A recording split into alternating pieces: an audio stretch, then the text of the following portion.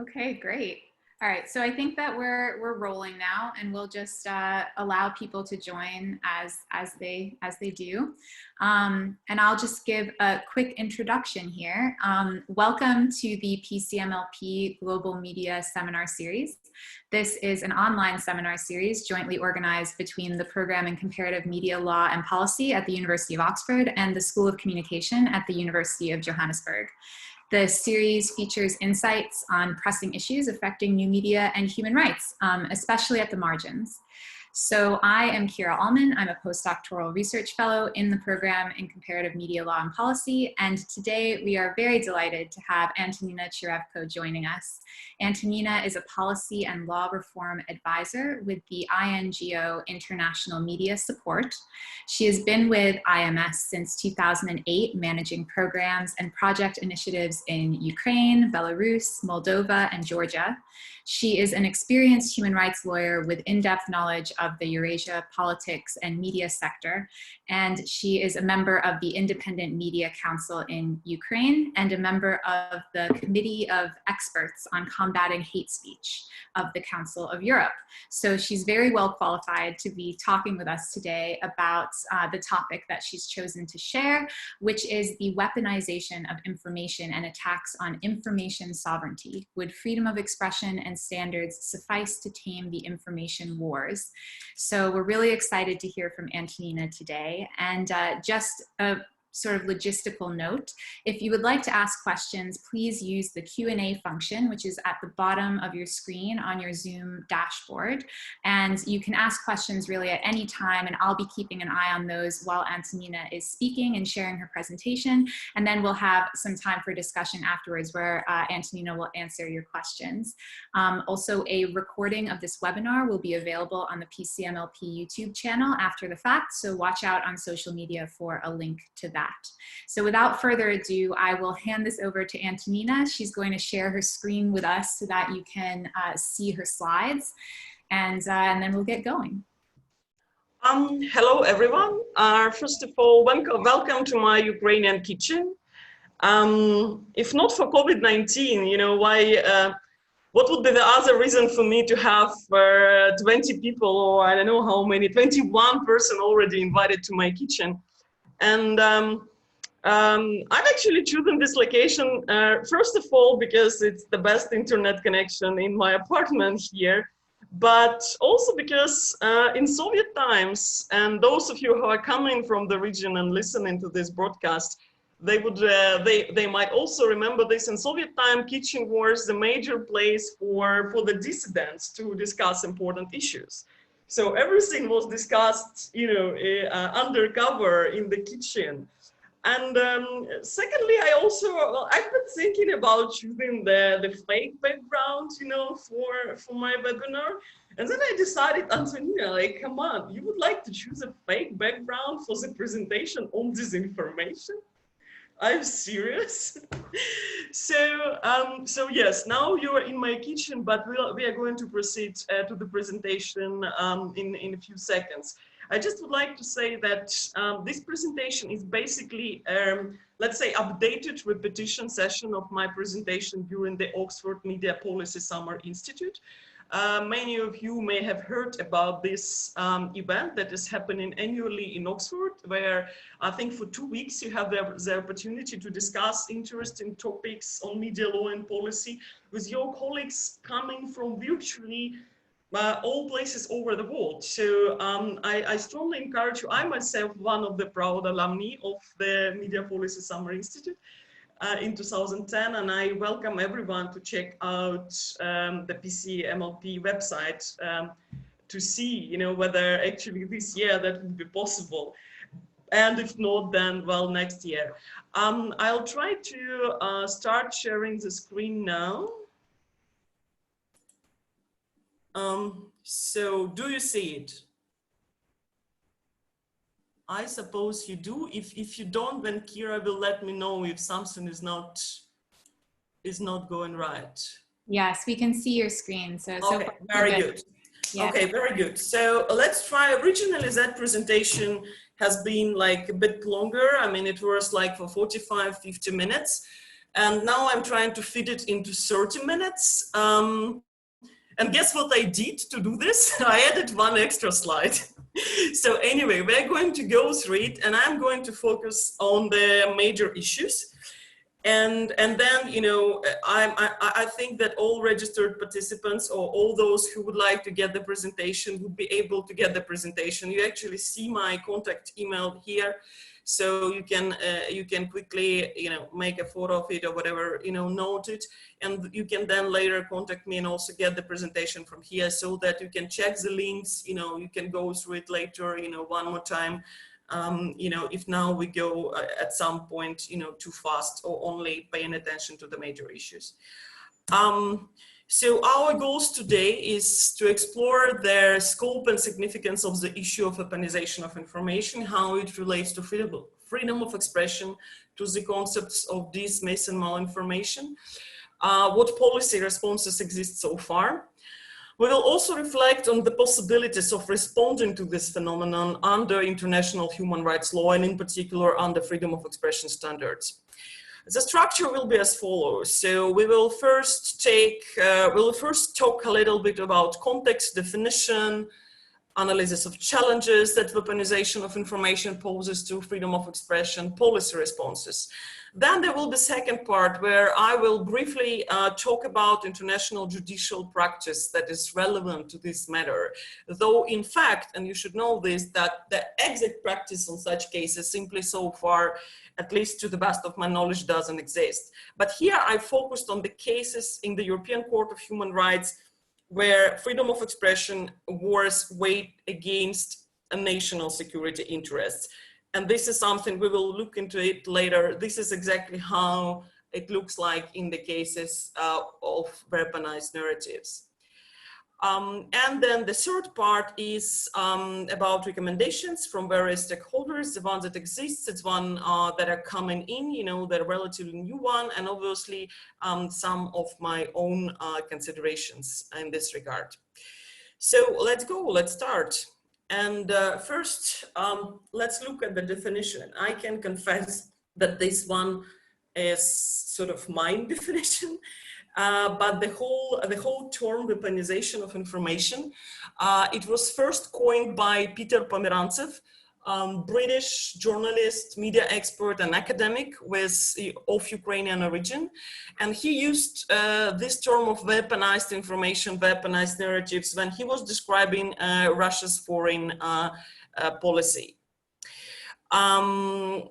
At one event in Vilnius, actually after the conflict between Russia and Ukraine started in 2014, Igor Yakovenko, a Russian media expert, said that in classic cases, fake information is used to support actual warfare.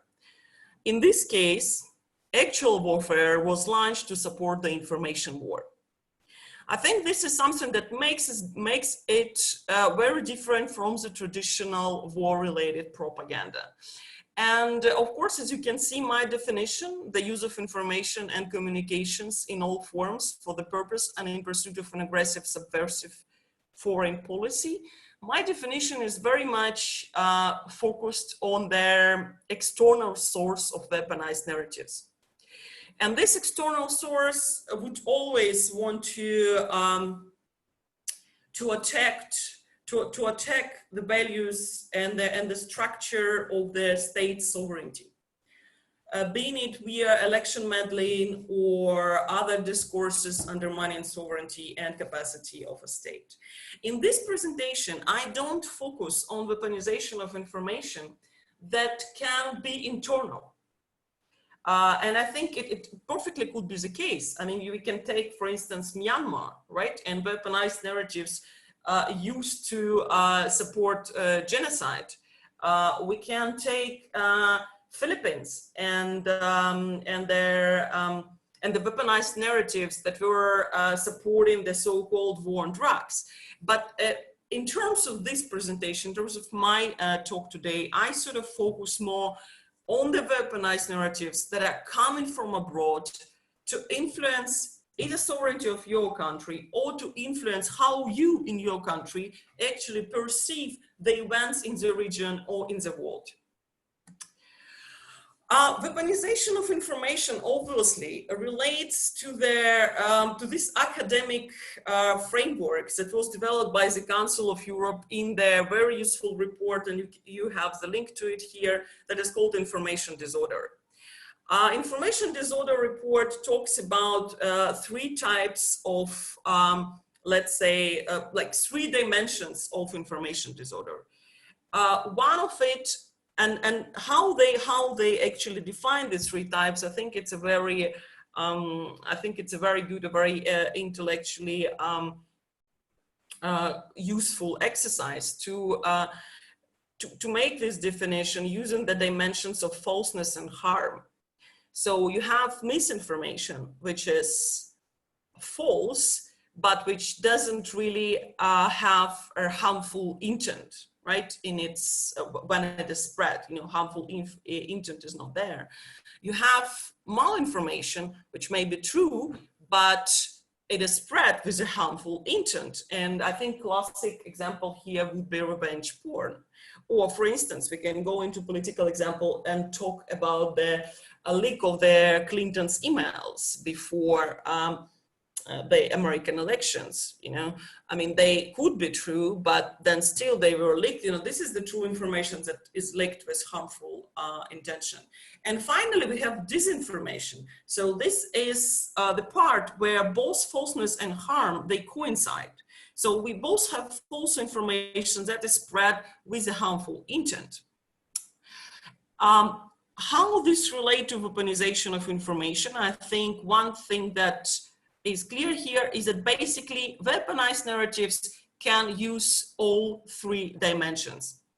Weaponized narratives can use disinformation in most cases, can use malinformation, again, leaked emails or whatever, and can also use misinformation. So they can use, let's say, useful idiots who would share, you know, the false information for the purposes of external actors without even actually knowing it.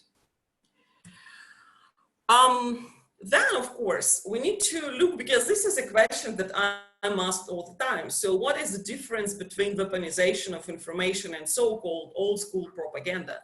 And many academics, I think also here in this group, I don't know, frankly speaking, who is online, but if there are academics, I'm sure that they would prefer to go for the propaganda, like all good propaganda term. I like weaponization of information more for a couple of reasons. One of it is that it relates more to the whole idea of the conflict, of the attack on the sovereignty. It also has often a hidden rather than clear incitement. And it is, of course, different now because of the new communication technologies and social networks. You know, I started this webinar from saying that, you know, it feels interesting to have a couple of dozens of unknown people and experts in my kitchen. This is something that has never happened before. And we just need to acknowledge that our information environment today is very much not like it has been even 5 years ago. So I think it is this nature of modern communication that gives weaponization of information something new in comparison to propaganda. It is also multifunctional and multidirectional. It is used for the purpose of foreign policy, but can also be used for internal policy goals. It can be used to cheer up, you know, to encourage your own population, you know, to pursue the choosing foreign policy track. And it is, again, it's very often, it's very sophisticatedly subversive. So you may not hear something like, let's go and invade Kazakhstan, but you would hear something like, oh, you know, we think Kazakhstan is not a country. It just happened to be given the statehood. Or another example, like my favorite one, Ukraine is such a corrupt state, it's a failed state, it would never succeed. You know, these are the messages that are used to, you know, in a sense, to incite passivity, to incite this culture of pessimism and passivity, and to prevent you from acting. Of course, weaponization of information also relates to freedom of expression, because at least at the face value, it looks like expressing unpleasant views, right? For you, if you are placed in a country that is being attacked. And as we know from the freedom of expression standards, we are supposed to tolerate offensive and insulting speech in some cases. Also, weaponization of information is often expressed by formally media actors. Like, for instance, if we take Russia case, it's Russia Today or Sputnik, they are formally media. So in a sense, they formally try to protect everything that they are broadcasting, everything that they're speaking, at the freedom of speech. Weaponization of information is highly strategic. It is never genuine or spontaneous. It always has a long-term goal. And here I have a very, I have my favorite example. Like, imagine that you are married and you have a friend, your very old school friend who doesn't like your husband.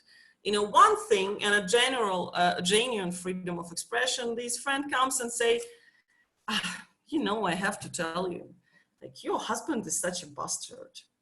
That's genuine freedom of expression.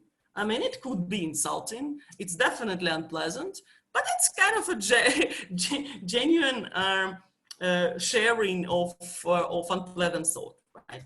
Another issue, if this friend comes one day and says, you know, I think your husband doesn't pay enough attention to you. And then the second day, or like in a week, he comes and say, you know, I think he doesn't really care about your children.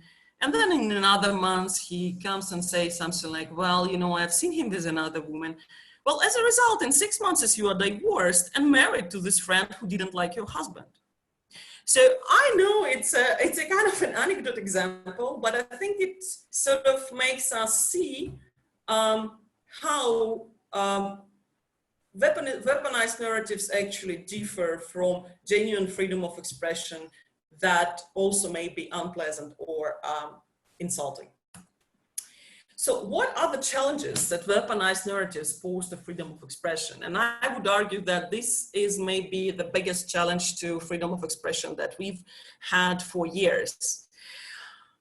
These are evaporation of truth, because very often weaponized narratives are not going to convince you about something, but they rather want to create confusion.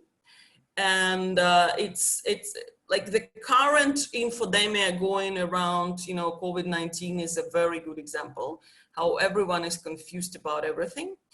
Then, of course, weaponized narratives, they abuse freedom of expression standards, because again, they pretend to be genuine freedom of expression, genuine media actors, but they're using this freedom, you know, for ill-intentioned purposes. All of this, you know, over the last years, also caused something that we would call delegitimization and increasing mistrust in media.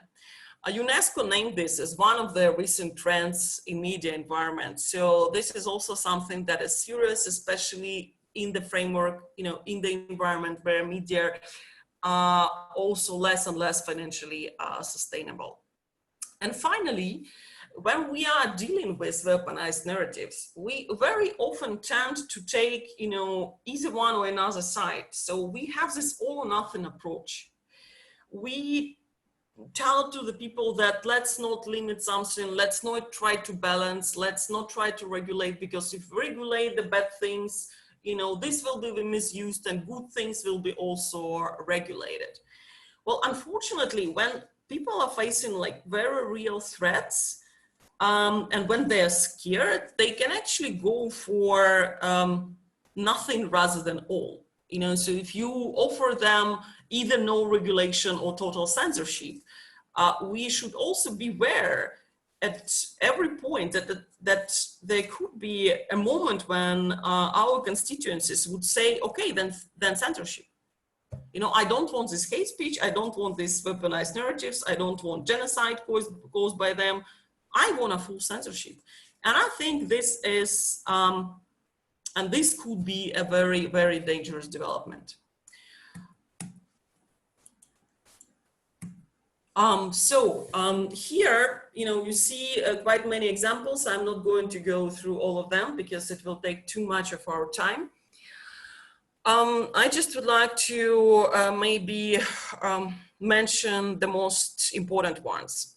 So first of all, what are the challenges to our policy responses to weaponization of information? In many cases, like in most cases, when states are trying to restrict somehow, regulate somehow weaponized narratives, they do it on the ground of national security or territorial integrity interest. Why? Because, as I've already mentioned, weaponized narratives are taking sovereignty, either in the context of elections or in the context of the conflict going on, or as we also explore a bit later, for instance, in the context of emergency such as COVID-19. This challenge is very globalized because one example, when the election meddling was happening in the US in 2016, it seemed new maybe for the American citizens, but it was very, very familiar to all Ukrainians because all the technologies that were used, all the instruments that were applied, those were exactly the same that were before used in the course of the conflict between Ukraine and Russia. So this challenge is rather globalized, but so far our responses are very nationalized. So they're very local. Countries are trying to do something with this on their own, rather than, have some kind of joint response under regional or a broader international human rights mechanism. And of course, one of the key questions is how would we regulate weaponized narratives without rolling back into the tenets of censorship. So far, the responses that you can see are, they vary. They vary from establishing special strategic communication centers, having policy and strategy documents, such as, for instance, the most recent, I think, UK white paper on online harms, where one of the online harms is also disinformation. There are broadcasting and social media restrictions, mostly in the countries which happen to be at the front line, of especially disinformation and weaponized narratives coming from the Russian Federation. We have different thematic laws, not the least the ones in France and Germany. In France, it's connected to elections. In Germany, it is connected to online hate speech. And this is also not a coincidence. This is also something that I'm sure German lawyers, many of them consider as a threat to the sovereignty. Because according to the research, for instance, they've established connection between the use of Facebook and the real-time, real life violence against refugees in certain part of the country.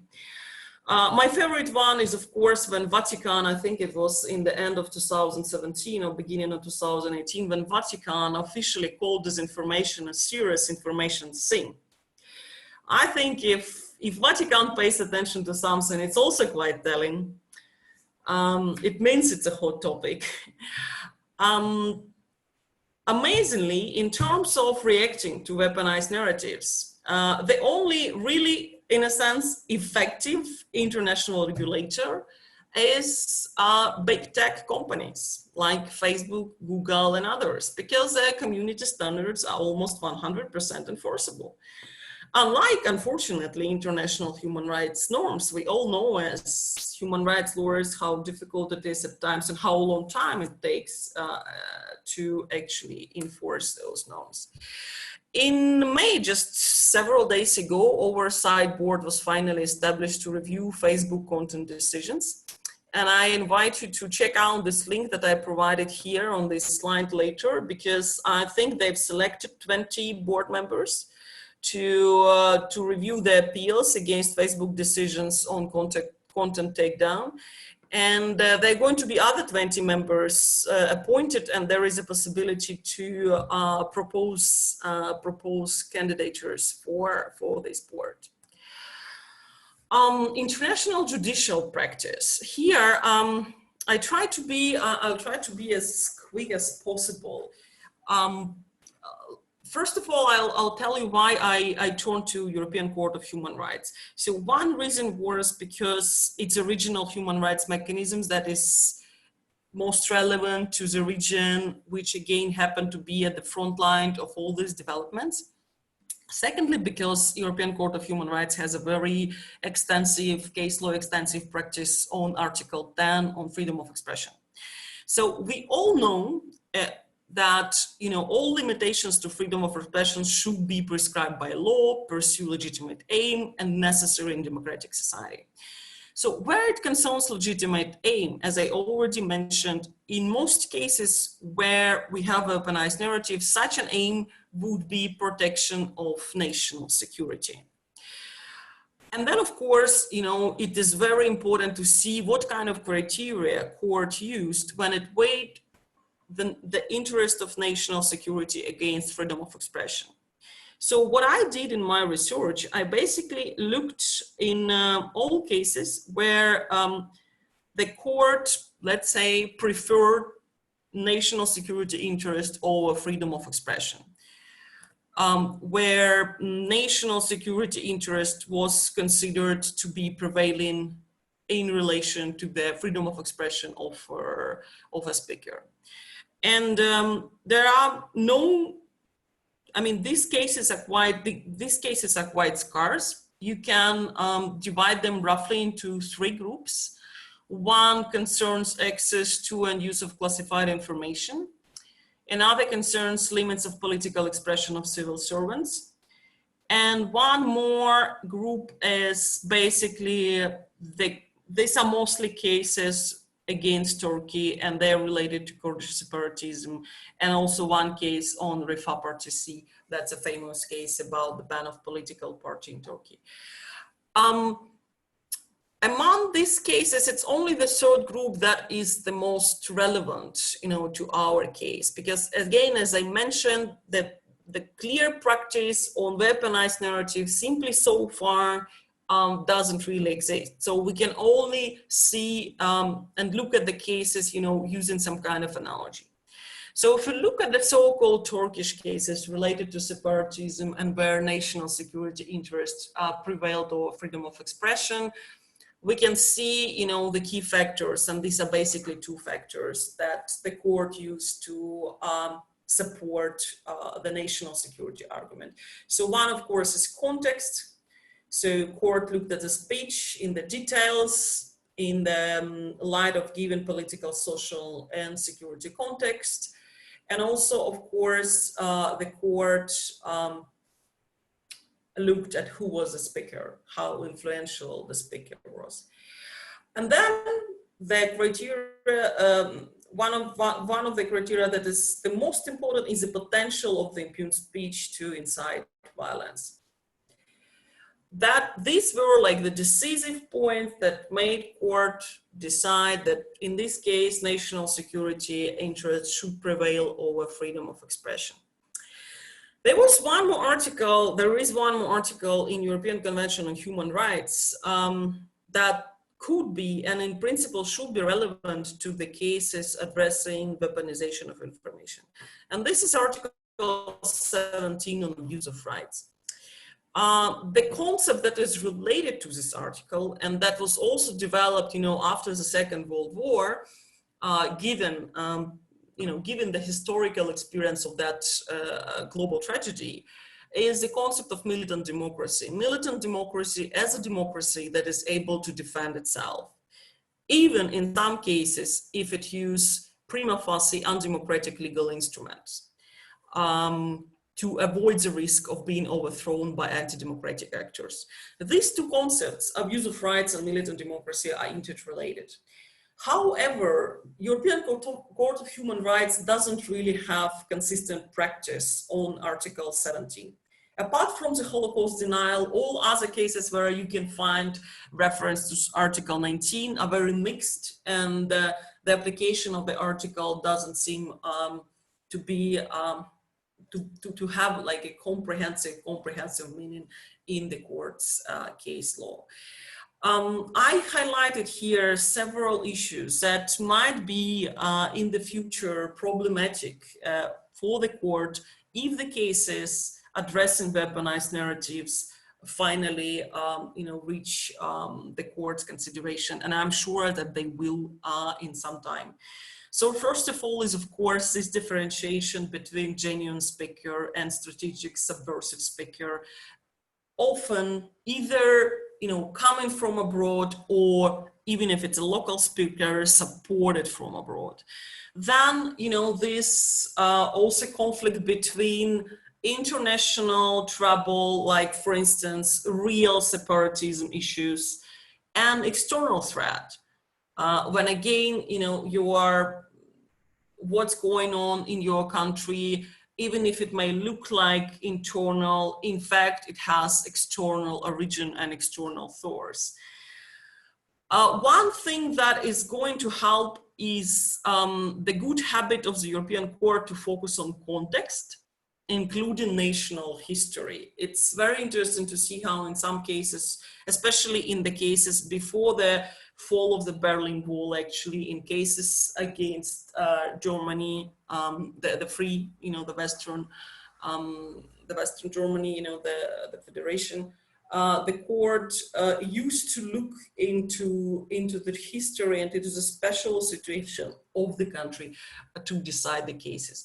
I think that's something that may be actually helpful. A couple of words I would like to say for those of you who, like me, are working and are engaged in international development and particularly media development actors. I would like to say a couple of words about how weaponization of information would affect media development. First of all, and it's already quite evident that there already are and they're going to be increased tendencies of regulation by the states. These tendencies of regulation, they're going to be quite awkward unless we look into some conceptual, we try to at least try to initiate discussion of some conceptual innovation within the international legal framework for freedom of expression. There is already currently, I can observe it, a certain split in the camp of media development actors, where I would call some freedom of expression absolutists. Again, those are the people who support the concept of all. Again, we are going to have all kinds of speech, weaponized narratives, disinformation together with genuine speech, and then genuine speech is supposed to win. And those who support some kind of regulatory intervention because they are more inclined to believe the current researches that prove that, unfortunately, a truth is not really winning. I mean, at least in the internet environment and due to the specificities, for instance, of social networks, it's false narratives and it's disinformation in many forms that is winning over truth. And as a result, of course, we can have possible alienation of our constituencies. If real life threats are met with the absence of adequate regular responses, that could cause disappointment in people, in communities that are actually supposed to support the work of media development actors. And of course, I simply couldn't miss these sexy topics of nowadays, COVID-19 emergency responses and weaponization of information. And here I provided a couple of thoughts of how these two are actually interacting. You may have already heard about this new term called disinfodemic. The term was introduced by UNESCO, and they have already 2 reports on disinfodemic in the context of COVID. And obviously, for me, it's a good question what came in first, a chicken or an egg. I mean, in this case, a real pandemic or the flood of disinformation and weaponized narratives. It's business as usual for the major information warriors, like Russia and China. Again, you can see already the reports about how they're trying to use COVID-19 narratives, to again pursue their foreign agenda. Nothing new about this apart from the fact that now this is really globalized because the threat is global. So it's very convenient also to use globalized weaponized narratives and globalized disinformation narratives. As we can see, during COVID-19, sovereignty could be threatened not only in times of elections or conflict. It is actually sometimes under threat during these major emergencies, like the one that we are having now. What is sad for me is that because we always somehow abstained from having an extensive conversation on possible criteria of proportionate regulation of disinformation and weaponized narratives, the responses that we have now during crisis, when public is in fear and demands some radical solutions, these responses are very often awkward and over-restrictive. And here, of course, for instance, the case of Hungary, where now I think you can go to jail for 5 years for COVID-related disinformation or so-called false news. In Sri Lanka, for instance, there is a police media order. As far as I discussed it with my colleagues, with my local colleagues from Sri Lanka, there is this police order that also bans, restricts any kind of sharing of false information regarding COVID-19, and it's not even a law. So it's the limitation that is not even prescribed by law. It's a police order. What is frightening here is that restrictions that are being introduced now, either with regard to freedom of expression or with regard to freedom of movement or freedom of religion, etc., they're quite readily accepted by the public who's influenced by fear and uncertainty.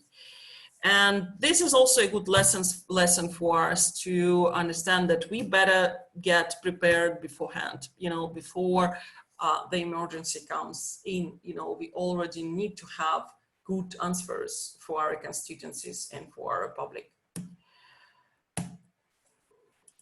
Let me move on. Yes. So this is basically, I'm reaching the end of the presentation. I think it's the slide before the last one. So the recommendations that exist currently regarding addressing weaponization of information and disinformation as well. Of course, everything started with what I call perceived wisdoms. Let's do multi-stakeholder approach, let's do media literacy and fact-checking. Obviously useful, obviously needed to do, but also quite obviously not sufficient to address the problem. Now, and I encourage you actually to have a look at this publication. There is one interesting idea to look at the responses to disinformation. We are considering 3 dimensions of it: manipulative actors, deceptive behavior, and harmful content. And to try and regulate it, using these 3 dimensions. There is also a very good guidelines on disinformation and electoral campaigns issued by Council of Europe.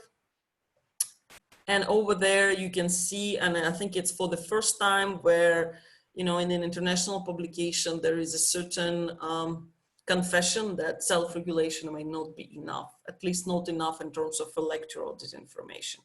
They propose some other instruments of influence, including possible restrictions of digital electoral activities by foreigners. In countries, which again happen to be at the front line, you can even see certain sanctions, like in Ukraine, or limitation of access to disinformation resources, like also it is the case in countries in Baltia.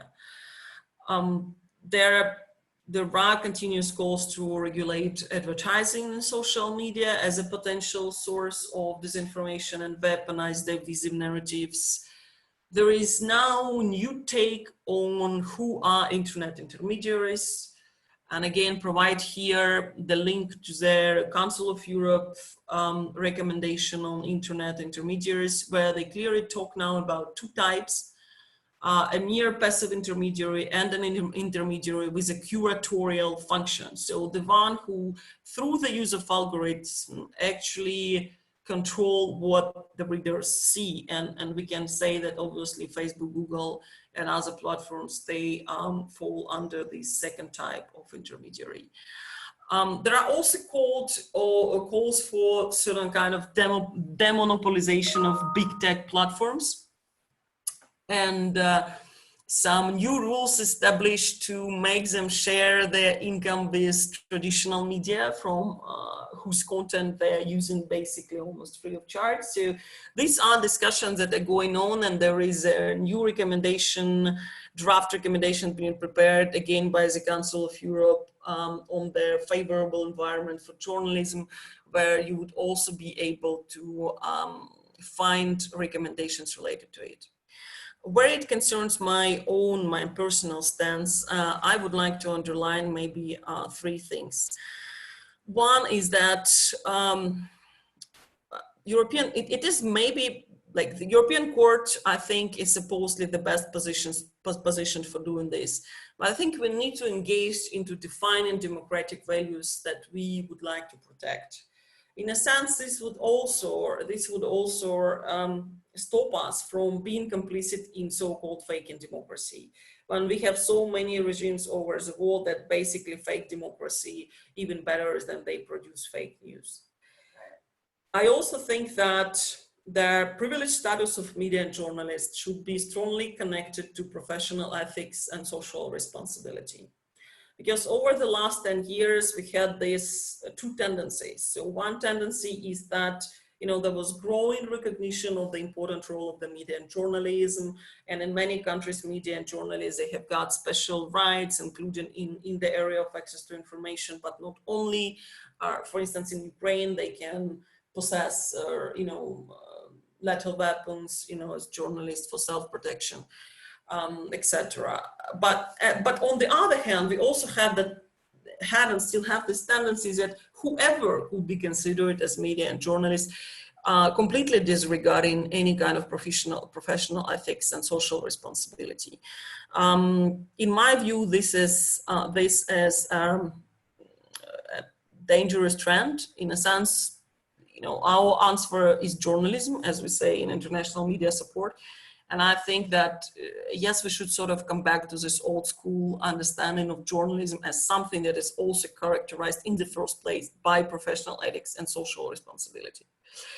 And of course, the article on abuse of rights that is present, at least in terms of the European Human Rights Regional Mechanism, in terms of European Convention, this is the article that is exactly the one calling to respond to the challenges of weaponization of information. And it would be good if the European Court, would develop, better guidelines on its use and a more consistent practice on it.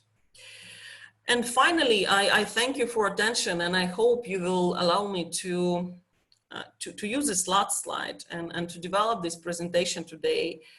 And my work on the topic, and not only on this topic, to my late grandfather, who left us, unfortunately, last year, shortly after I was presenting this topic in Oxford for the Media Policy Summer Institute. He always supported me in my dreams, and tomorrow it would have been his birthday, so I decided that I would use this opportunity to mark it, in a sense, from my kitchen, but in a public way. Thank you, and I'm coming here, stopping sharing the screen, and coming here. Kira, are you here?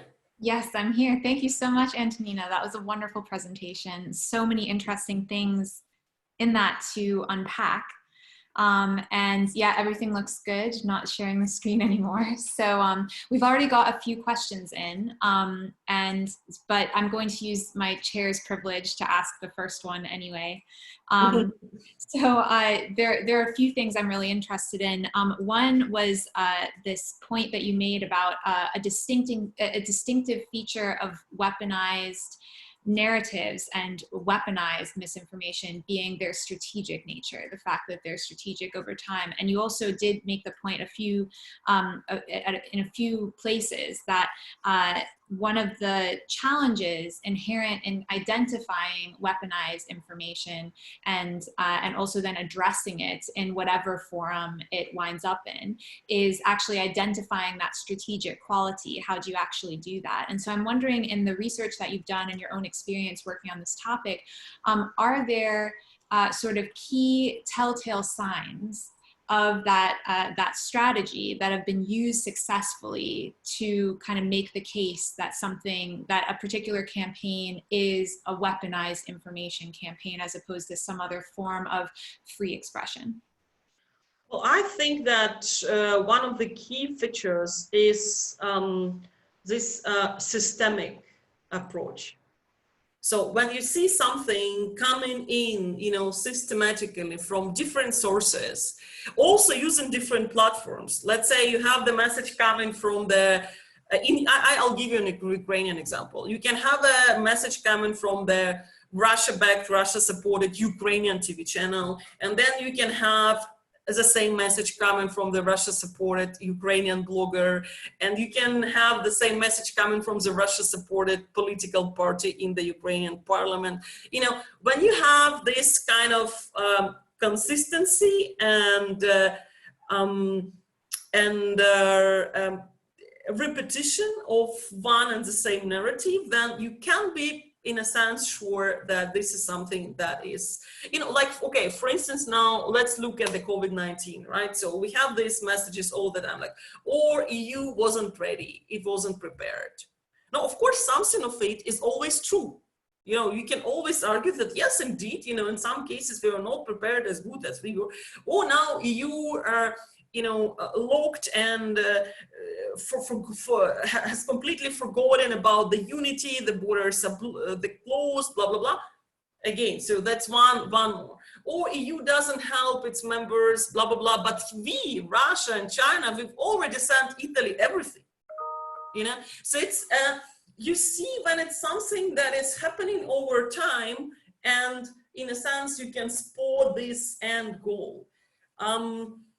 I would say it's difficult if you are new to this, in a sense, new to this topic, but if you've been dealing with it like we in Ukraine have been sitting with it since 2013, so when it started, I also didn't realize what was that happening. So I was quite astonished. But now it's pretty easy. Now I can tell you that, I can have a look and I can see, oh, that's a narrative. I know where it goes. I know where it's going to end. I hope. Brilliant. Thank you. Yeah, brilliant. Thank you so much for that. Okay, so I'm going to go over to one of the questions that we've gotten in so far. One attendee asks, what do you think could be the motivation for shutting down universities in Azerbaijan? I'm not sure how much you specifically know about that, and not letting certain people into the university in view of the corona pandemic. So in this context, could the coronavirus be considered a weaponized narrative to kind of imprison an opposition and forcefully impose the will and interests of national security? Okay, this is one of the dimensions that I didn't mention in my presentation that is obviously here. Weaponized narratives may be used by external governments against your country, but they can also be perfectly used by your own governments against some sectors of your population. So, so in a sense, of course, COVID-19 in many countries is already weaponized. In a sense, it's already used against rights and freedoms, and it's not only in Azerbaijan that we can observe that. I can tell you that all countries which have, something that I would call authoritarian inclination, they are very happy to use this as a weapon against its own population, against dissent, and obviously universities as a traditional historical, right, place of dissent and place of intellectual thought and political discussions. Of course, they could be targeted, so it's no big surprise about that. Great, thank you, Antonina. Another question we've got is, do you think that the new Facebook Oversight Board, which you mentioned, will be an interesting and favorable forum for your ideas that you've presented here, even more so potentially than the European Court of Human Rights? Yes, I think so, Monroe. Thank you very much for the question. I definitely think so, and I am even thinking of nominating myself, or if not myself, then at least someone from the region, because at this moment, among the 20 persons appointed, I think it's only one who's from Europe, and for instance, there are no native Russian speakers like I am, which would be good. I mean, these people would be good to have on the board, and in a sense, for now, I place some hopes, let's say. I think I would give this board a chance, and it definitely could be a very interesting initiative.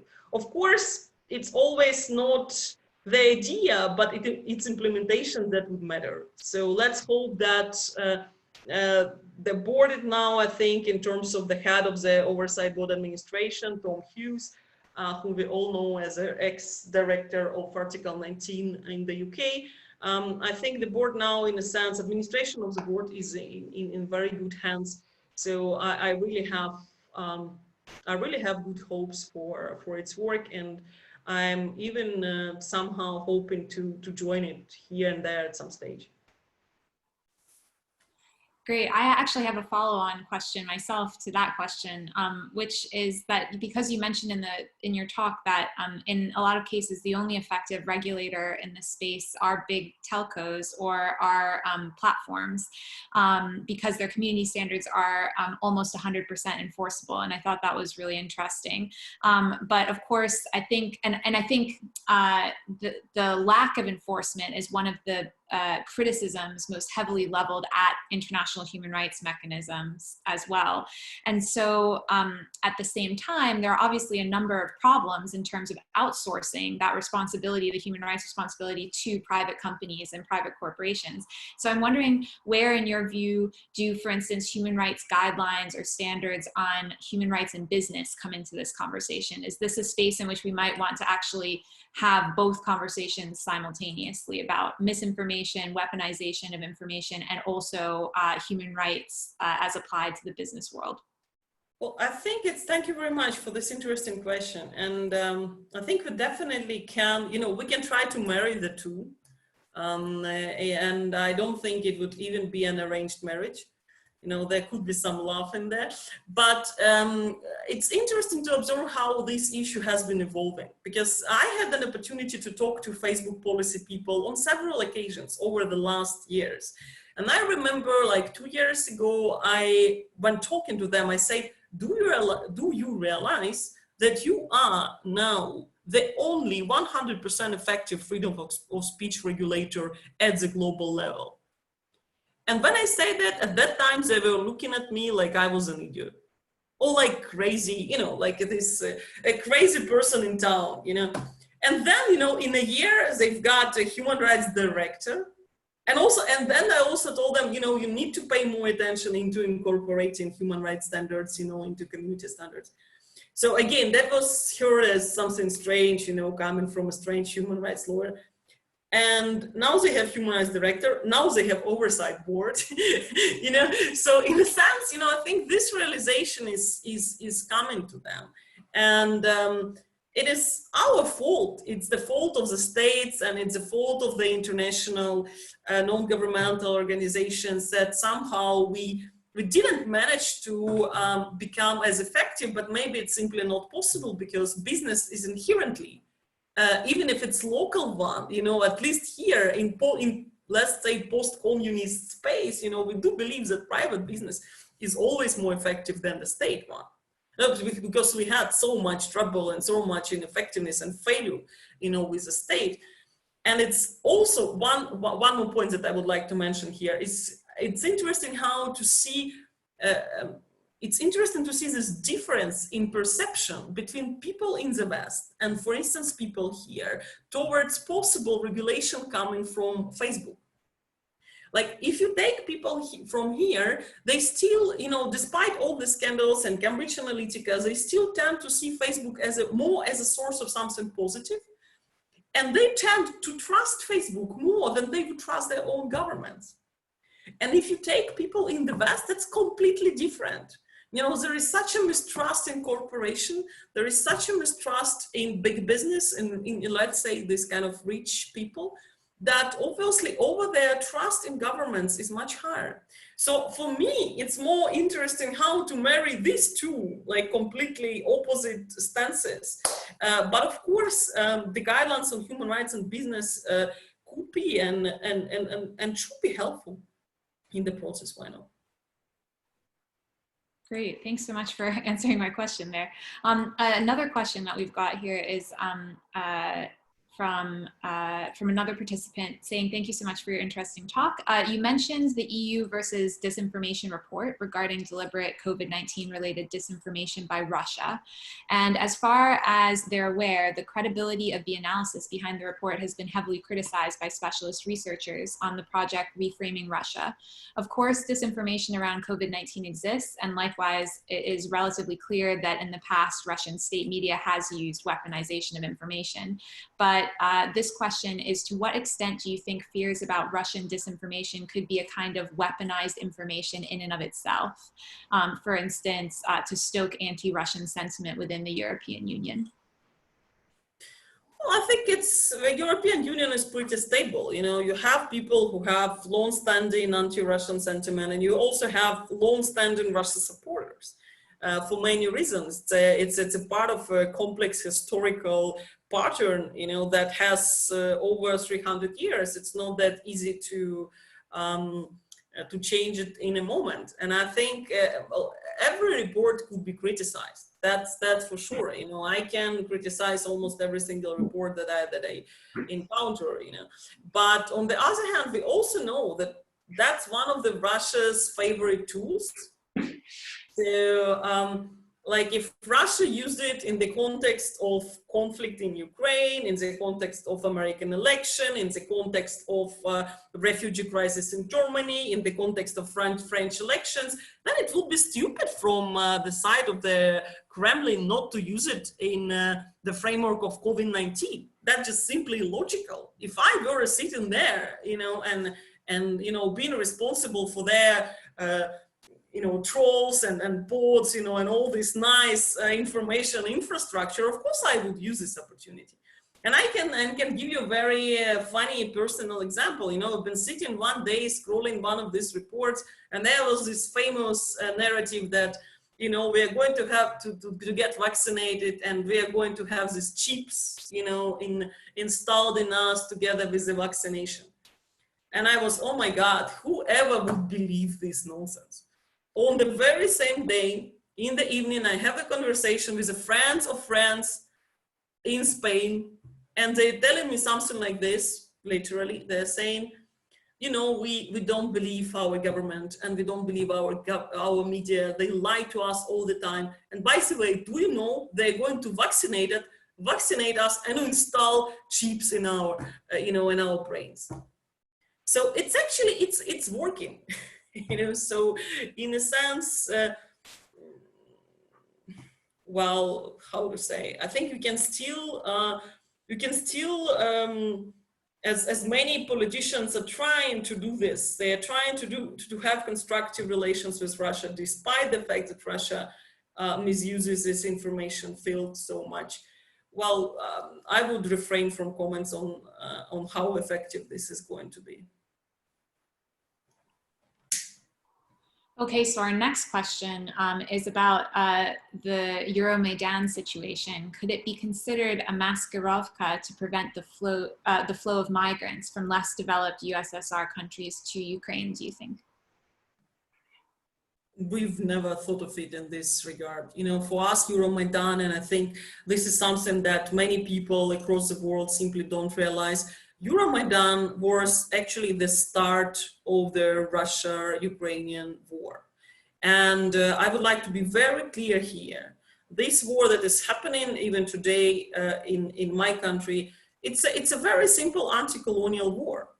You can compare it to the war of France against Algeria, where France wasn't allowing Algeria to have independence for how many? They've been fighting for 8 years. And this is after the Second World War. So we've been, part of the colonized space by Russia. We've been colonized by Russia for over 300 years. And there is no surprise that Russia didn't want to let us go just like that. So as long as Ukraine actually wanted to become de facto, not de jure, but de facto independent, and go, into EU integration, into NATO. Of course, Russian Federation, Kremlin, and I now mean, of course, the government of the countries, they sort of freaked out, and that was their reaction. So their intrusion and their active intrusion into suppressing EuroMaidan and consequently occupation of Crimea, annexation, war, this is all part of the same historical development. It's history. We cannot really resist historical the laws of history. And the law of history is that if you want to become independent as a colony, most probably you will get a conflict. So we've got actually quite a few more questions outstanding here, but only probably a few more minutes for discussion. So I'm going to do another It's absolutely up to you. I'm ready to answer all the questions as long as these dearest 20 people are still keen on sitting here online, and as long as you are. Okay. Oh, great. Thanks so much, Antonina. Yeah, so let's keep the conversation going for a little while longer. Yeah, as long as people are willing to stick around. And then if we do run out of a bit of time, we will make sure to answer any remaining questions later on. We'll post them on the PCMLP website and share that out with you all. So the next question that we've got is, could you imagine any flood of information, whether around elections, a crisis or conflict or anything like that, that would justify an internet shutdown? So is there an instance where the government can simply not control the flood of information that may be leading to a crisis like a genocide, that the only way to conceivably control that flow of information would be temporarily shutting down certain sites like Facebook or Twitter, since they appear unable to effectively stop this? Who should be making that decision in that case? Well, I think this is obviously kind of a very radical decision, but I can imagine cases where that could be the only one. And here, again, coming back a little to the attitudes of the European Court, I think the context is a key. So if the context is so flammable, if you already have instances of violence and systemic violence, if you fear genocide and you have reasonable grounds that this is something that's going to happen, and at the same time, if you as a state have limited capacity to protect people, or to calm down the situation, it's also, one thing is context, but the second thing is, of course, the internal capacity of the state. So the question, do you have other instruments of influence apart from just shutting down the internet? So it's, of course, shutting down the internet, it can have an adverse effect, actually. I think adverse effect was happening after the terroristic attacks in Sri Lanka, where they tried to shut something down, but then people actually were even more ready to go out in the street and to engage in some kind of fights, whatever, because they were so anxious and they didn't know what's going on. And of course, when the internet is shut down, you think, oh my God, it's the end of the world, and you need to go out and to fight for yourself, so it's, it could have different effects, both the desirable and the undesirable. And again, I think it's a radical decision, but I would not exclude it. And of course, the one who is supposed to decide on this, well, so far, unfortunately, as we can see, and COVID-19 has shown it, I think in a dramatic way, it's only the states.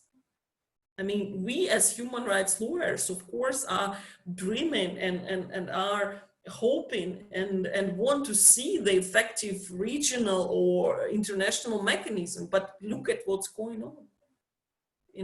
We have the responses only at the level of the state. Moreover, we've got something coming from medieval ages. We have responses at the level of cities, and regions, where even regions differ, and not only in federalized countries, not only in federations.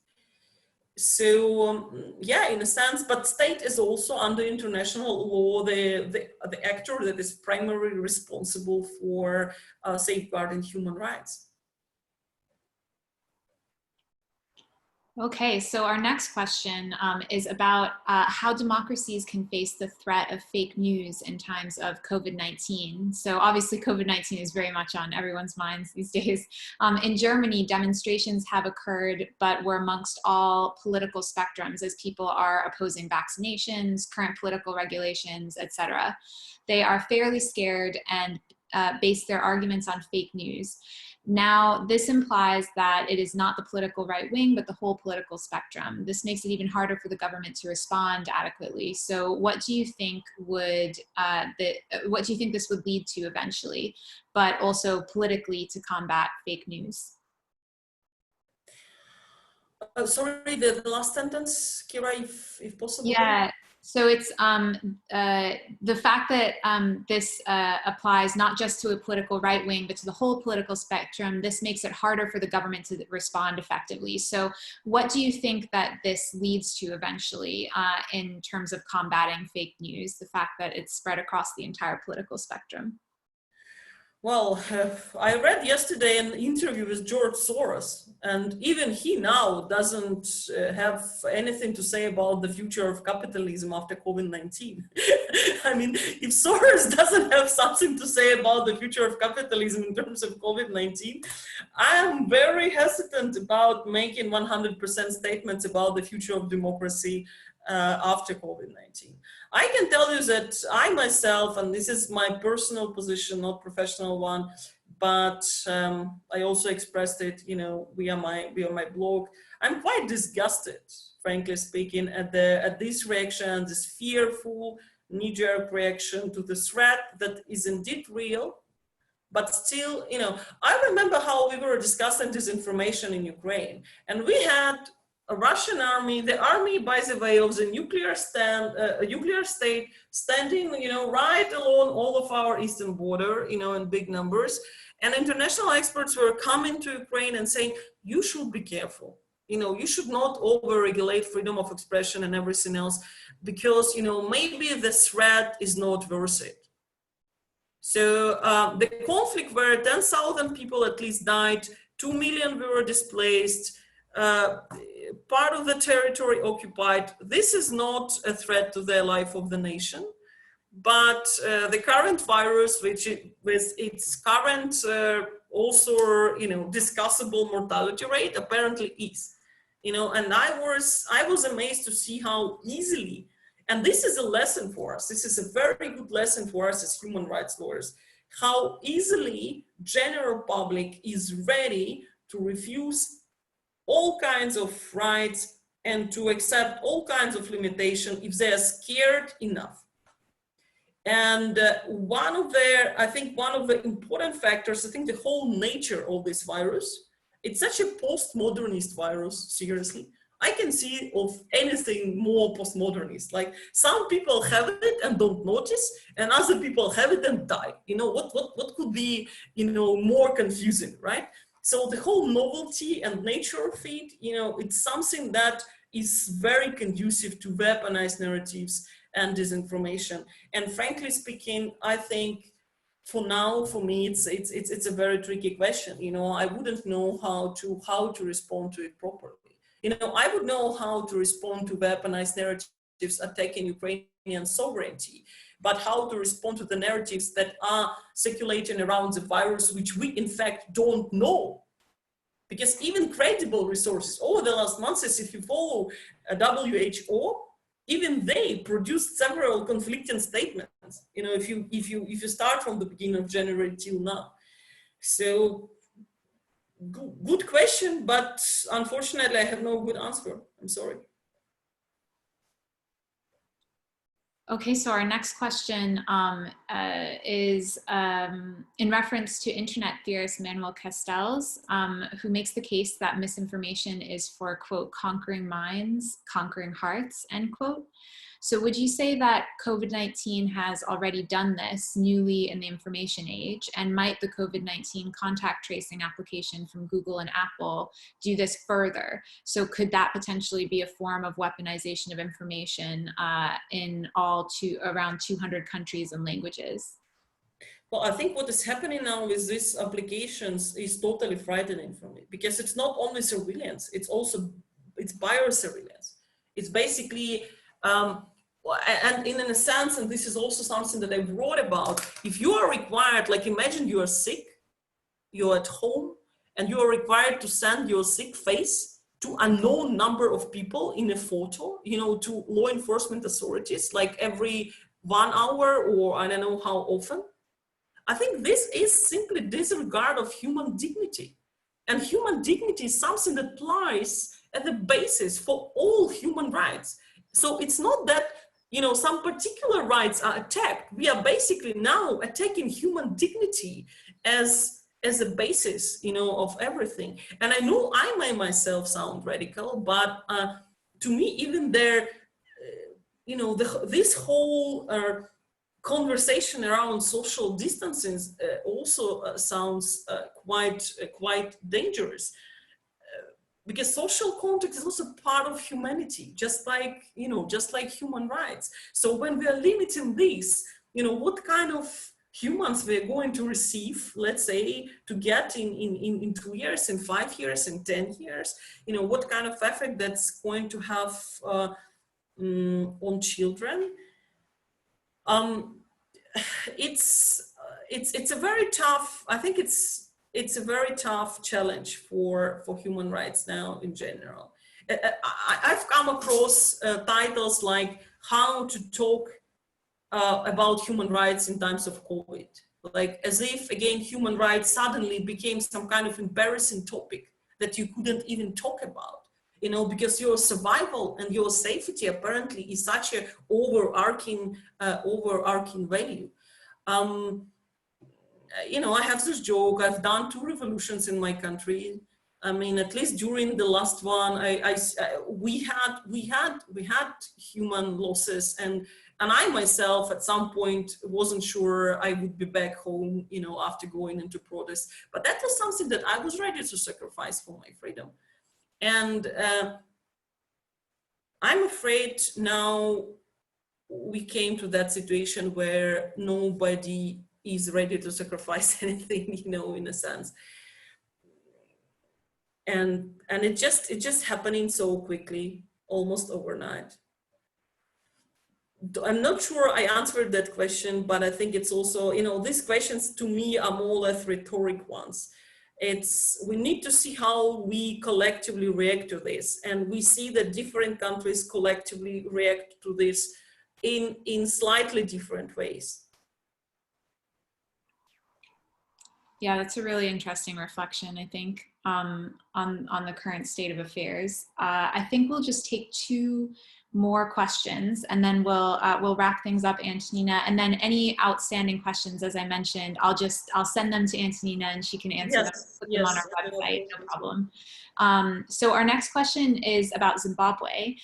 So in Zimbabwe, engaging in disinformation concerning COVID-19 can land somebody a 20-year jail sentence. However, so far, those who have been arrested for disinformation are those who seem to have criticized the president in the process. So could we conceivably still call this weaponization of information or disinformation, or what is this? Well, I think internally, yes. And this is where I started. I started by saying that because of where I'm based and because of my experience as a lawyer and as a researcher, I'm focusing on external source of disinformation. But in many countries, it is your own government that is weaponizing narratives against you. And I think this is also the case in Zimbabwe, but not only. We see it all across, in all countries who used to go after their people, you know, in a sense, they don't really even need COVID-19. But now, of course, COVID-19 is creating, you know, such a convenient environment for them to do this. So yes, I think you can call this weaponized narratives, but against your own internal political dissent, in a sense, all people who are criticizing their approaches. But in what is interesting, that it's not like in Zimbabwe, you can get it from the government. What I observe in some of the places here, where we still have, you still have a free, like more or less, pluralistic media environment and free speech. Some people self-censor. Because if journalists start criticizing lockdowns, they are immediately blamed for not willing to save lives. We somehow, overnight, we completely forgotten that lockdown, vaccination, whatever else, rights restrictions, this is a policy choice, like any other policy choice. Some people may like it, some people may not like it. It could be effective, it could be then considered ineffective. Doesn't matter. Policy choices could be discussed. And I can tell you that always discussed. Either for the reason, like in Zimbabwe, this is government censorship. Here, it could well be self-censorship. No one wants to look like a cruel bastard who wants older people to die, let's say. Who would want to look like this? Okay, so our last question for now, at least, will be, could you discuss whether there might be peer pressure on NGOs and scholars to maintain a more speech posture as compared with an analytic scheme that justifies more restriction that might seem possible under the Article 19 test? Do you get resistance from major entities like even IMS or by funding authorities? Are you getting more signs of reception for your ideas? Well, of course, my ideas are still, I think I consider it in a sense controversial. Though I personally don't think they are. I actually think that I'm the person who is preaching a balanced approach. I just think that when you are in a context, in communities that suffered quite really and quite seriously from the weaponized narratives, either that was a conflict or that was genocide, like in Myanmar, you cannot just come and tell to these people, oh, let's this all be decided by the free market of ideas. This is, especially if you have some kind of authority, in my sense, it's an irresponsible stance. And I think it is possible to find solution that would be proportionate and that would not cause over restriction and over censorship, but would still correspond to the weaponized narratives. The approach that is more widely accepted among international development actors is, of course, only to go after the so-called positive measures. And this is fact-checking, this is media literacy, which is, as I said, I never objected the fact that this should be present, in our toolbox. But it is clearly not enough for many reasons, like media literacy for the reason that it is a long-term exercise. And you can have media literate generation in 20 years, but your country could be destroyed in 6 months. Or genocide could happen over a month. Fact-checking, again, I mean, I have a strong feeling that people who read fact-checking are completely different from those who actually consume false information. So everything should be used as a comprehensive toolbox, but unlike many others, I would not exclude reasonable regulation. And I actually think that because we were so reluctant to discuss it, and to set some kind of reasonable criteria. Now, when everyone is freaking out because of this threat, now people are actually ready to accept anything. And we are just lucky that freedom of expression was not as dramatically limited as, for instance, freedom of movement all around the world. That it only happened in some countries which originally had, their internal interest for limiting freedom of expression. But this doesn't mean that this tomorrow couldn't happen even in established democracies. It could. And we have developed no criteria. We've been you know, sitting and you know, celebrating a free market of ideas. You know, actually the idea that is also being criticized in a sense, because especially I think now, you look at social networks and how difficult for any kind of true information is to win over there. Also because truth is boring. Truth is very often boring. It's much easier to believe that the virus was developed by China or by the US or I don't know, by whoever else.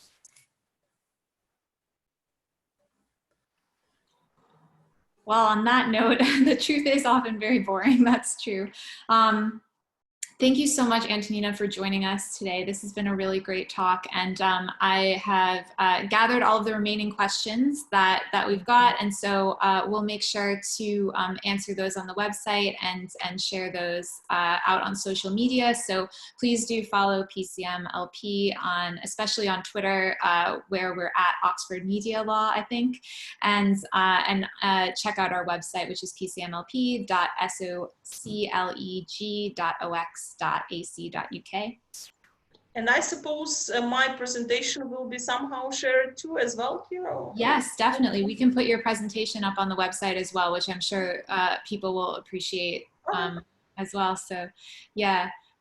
Yeah, thank you so much again, Antonina, for joining us. And just as a reminder for everybody, a recording of Antonina's talk will be available on our YouTube channel, which we'll also post about on our website and on social media too. So please feel free to share that with any friends and colleagues who missed the talk live today. It will be available as long as we can make it available on our YouTube channel. So thank you again, Antonina.